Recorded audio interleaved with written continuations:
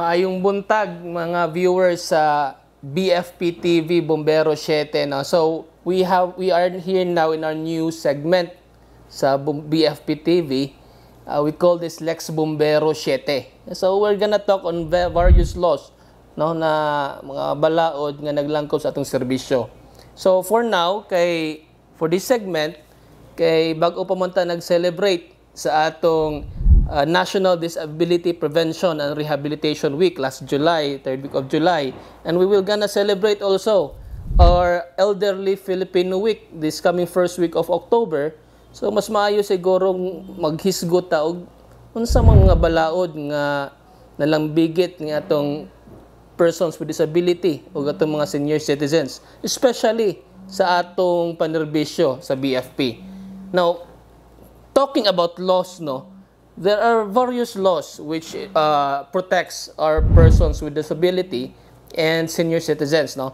Una na niyan na ang Magna Carta for Persons with Disability, or the Republic Act number 7277, and it has many amendments also, no. Ikaduha na niyan na ang Expanded Senior Citizens Act of 2010, or RA number 9994. Now, and we have a very old law also, namely the Accessibility Law, or the Batas Pambansa bilang 344. Now, unsa may mga protections nga gihatag na ning mga balaod. Now, various, daghan kayo. Pero, pertaining sa atong serbisyo, I can only give 3, no? Para po di po kayo tataas ni atong segment, no? Una ni ana, ang gitawag na itong accessibility, no? Niingon ang kining accessibility law, kining batas pambansa bilang 344, nga kining mga establishmento, mga commercial o mga government establishment, dapat barrier-free ni. What do you mean by that?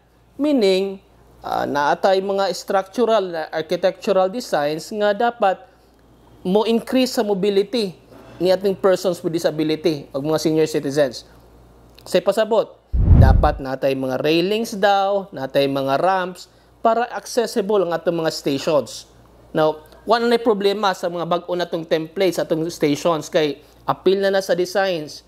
We give access to our senior citizens, no, and our persons with disability. But for those stations nga wala pa na bag-o, wala pa ma-repair or na-renovate, mas maayo nga tagaan gyapon nato og access, saktong access ang atong mga vulnerable sectors, no. Now, kaduha na ang protection. Express kaayo, giingon gyud atong balaod nga dapat na ata express lanes ning atong mga persons with disability and senior citizens. Now, kung wala ta express lane, wala problema. Basta mo give lang gyapon tag priority sa atong mga senior citizens and persons with disability. Na very common nato nga sa stations kay magkuhag mga FSIC, FSEC, mga certificates, mga certifications, especially kung atong mga lolag-lolo mga to or persons with disability, we always give them priority. Dapat na ni sa priority. And number 3, and lastly, niingon ning kuan mga balaod nga it provides or it gives emphasis the state policy declaring that these persons, these vulnerable persons, must be prioritized in their needs.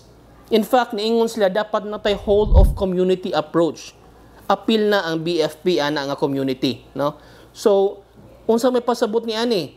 Now, we can enforce these laws in various ways, no? Sa atong panerbisyo. One of these kay kining magpambuhat nato nga fire safety advocacies, no, sa atong mga stations natay mga lectures, mga drills, no, we must capacitate this vulnerable sector by including them in these drills and lectures and by adapting our program or activities that would be responsive kung unsay mga limitations nila ng atong vulnerable sectors. Now, so for now, kana lang, see you next time sa next segment nato sa Lex Bombero 7. Ngari, sa BFP TV Bombero 7.